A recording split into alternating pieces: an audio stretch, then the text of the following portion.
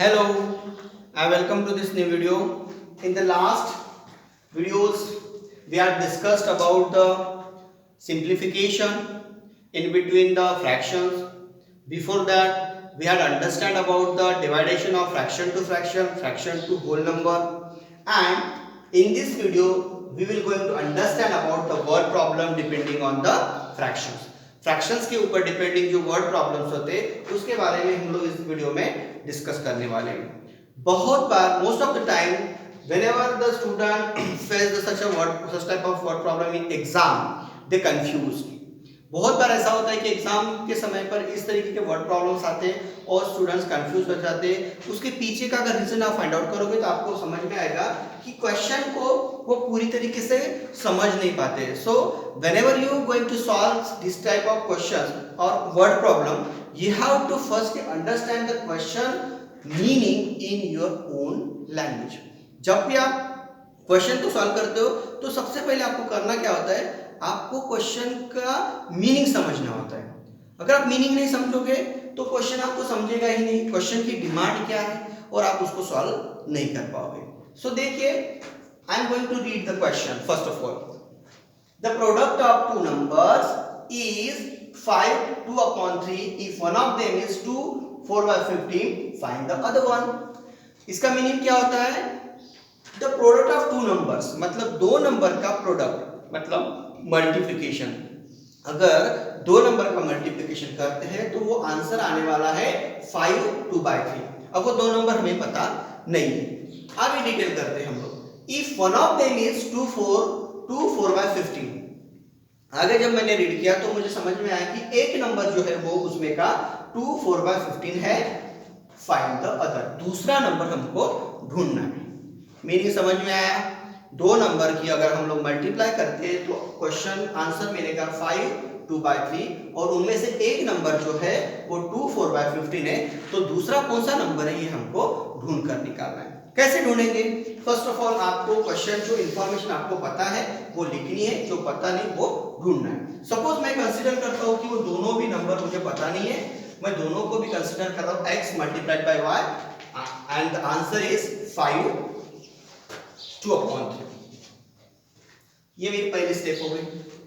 Then second में information read कर रहा हूं तो मुझे पता चला if one of them is 2 4/15। अब मुझे एक नंबर पता चल गया, मैं ये x या y में एक x या तो y दोनों में से एक मुझे पता चल गया। सपोज मुझे x की वैल्यू पता चल गई 2 4/15 मल्टीप्लाइड बाय y मुझे अभी पता नहीं है और आंसर आने वाला है 5 2/3। अब मुझे ढूंढना है y की वैल्यू। कैसे ढूंढूंगा मैं? सबसे पहले तो मुझे इस इम्प्रॉपर फ्रैक्शंस के इस मिक्स फ्रैक्शन को इम्प्रॉपर फ्रैक्शन में कन्वर्ट करना पड़ेगा।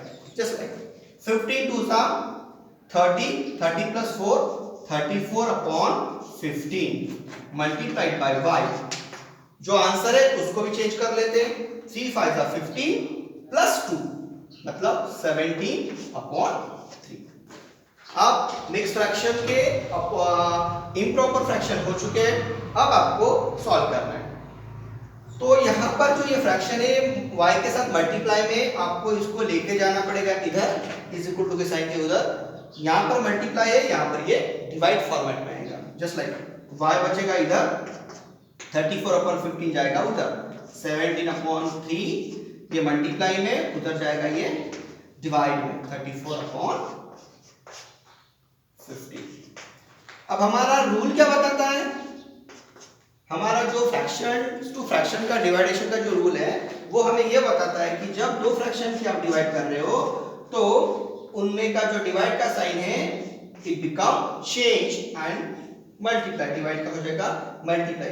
और सेकंड जो फ्रैक्शन है इसका बनेगा रेसिप्रोकल। रेसिप्रोकल मतलब numerator become denominator become numerator and numerator become denominator. इस वजह से 15 ऊपर 34 नीचे।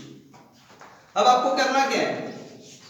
आपको जब दो फ्रैक्शंस की मल्टीप्लाई आप कर रहे हो तो कुछ नंबर ऐसे आ जाते हैं जिसको हम लोग इजीली वहां पे कट कर सकते हैं। वो एक टेबल से मल्टीप्लाई डिवाइड होते हैं। जैसे 3 1 3 3 5 15 17 1 17 17 2 34। ये नंबर्स कट हो गए। अभी आपके सामने बचा क्या है? 5 1 5 एंड 2 1 2। अब आपको y की वैल्यू मिल गई, y is equal to 5/2, but we want in mix fraction, तो आप इसको लिख सकते हो y इज इक्वल टू 2। 2 के टेबल में 5 से छोटा नंबर कौन सा है? 4, मतलब 2 2 जा 4 हो गए, बचा 1, वो लिखना है आपको यहाँ पर। सो आपका वो जो दूसरा नंबर है वो है 2 1/2। इन दिस वे, इस तरीके के क्वेश्चन जब आपके सामने आते तो आप उसको इजीली सॉल्व कर सकते हो। वीडियो को ध्यान से देखिए, हर एक स्टेप को ध्यान से देखिए, मैंने पहले क्या किया, देन तो आपको ये क्वेश्चन मैंने किस तरीके सॉल्व किया है आपको समझ में आएगा। और एग्जांपल लेके हम लोग कोशिश करते हैं समझने की। सेकंड क्वेश्चन आपके सामने है, what number should be multiplied with 3 4/7 to get 5/6। ऐसा कौन सा नंबर है जो नंबर अगर हम लोग 3 4/7 के साथ मल्टीप्लाई करते तो हमें 5/6 मिलेगा। हमें वो नंबर ढूंढना है।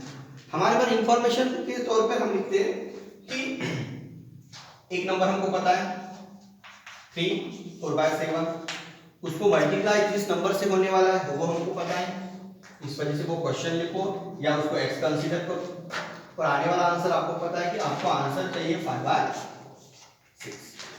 आपको ढूंढना है वो नंबर, तो कैसे ढूंढेंगे आप? सबसे पहले तो इसको इम्प्रॉपर फॉर्मेट में लेके आइए। 7 3 जा 21 + 4, 7 3 जा 21 + 4 25, 25/7 multiply by x is equal to 5/6। Formula same है, ये मल्टीप्लाई में नेक्स्ट स्टेप पे जाएगा डिवाइड फॉर्मेट में, क्योंकि आपको x की वैल्यू निकालनी है, इसलिए x is equal to 5/6 same रहेगा, ये मल्टीप्लाई में तो ये हो जाएगा डिवाइड 25/7।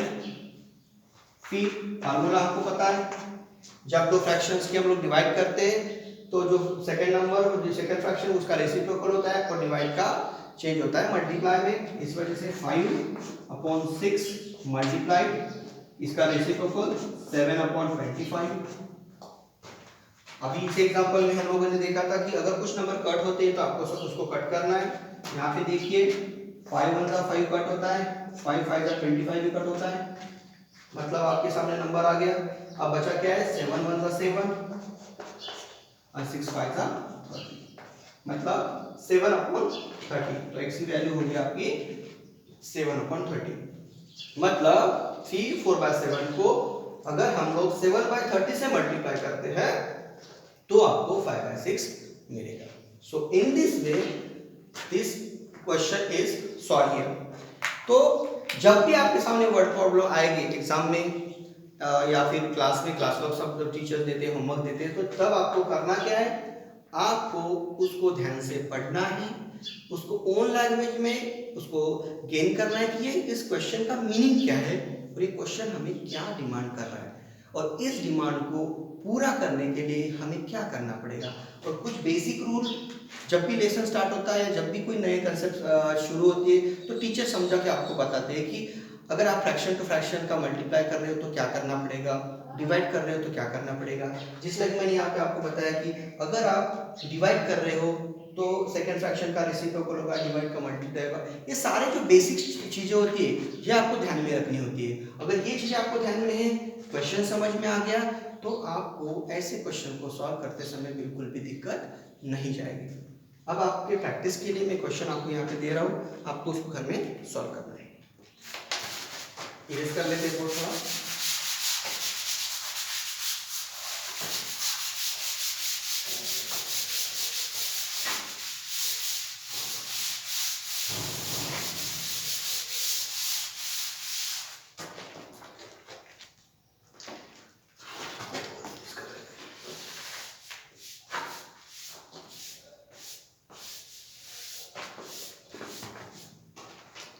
आपके सामने क्वेश्चन है for the homework, the weight of the box is, HW के लिए मैं क्वेश्चन दे रहा हूँ।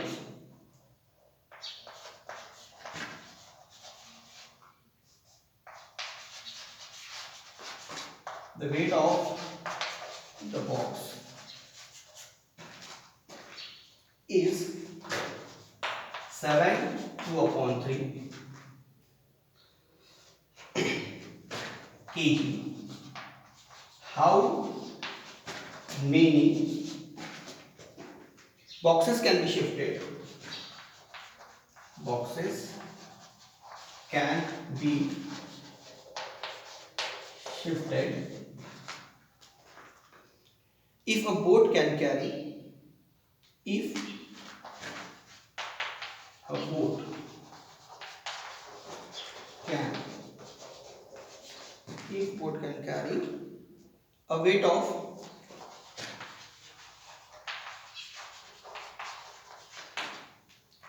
690 kgs. क्वेश्चन को समझिए, पहले तो पढ़िए, उसके बाद उसको समझिए, उसके बाद आपके पास अवेलेबल इंफॉर्मेशन क्या है और आपको ढूंढना क्या है। ये सारी चीजों को अगर आप समझते हो तो इसको भी आप इजीली सॉल्व कर सकते हो। दो एग्जांपल मैंने ऑलरेडी आपको सॉल्व करके दिखाया है। वीडियो को ध्यान से देखिए, एक बार दो बार देखिए, आपको समझ में आएगा कि कितने स्टेप्स आपको क्वेश्चन को सॉल्व करना है और आप उसको इजीली सॉल्व कर पाओगे। I hope you understand the whole questions. In the next video we are going to discuss about the decimal. Till then, goodbye.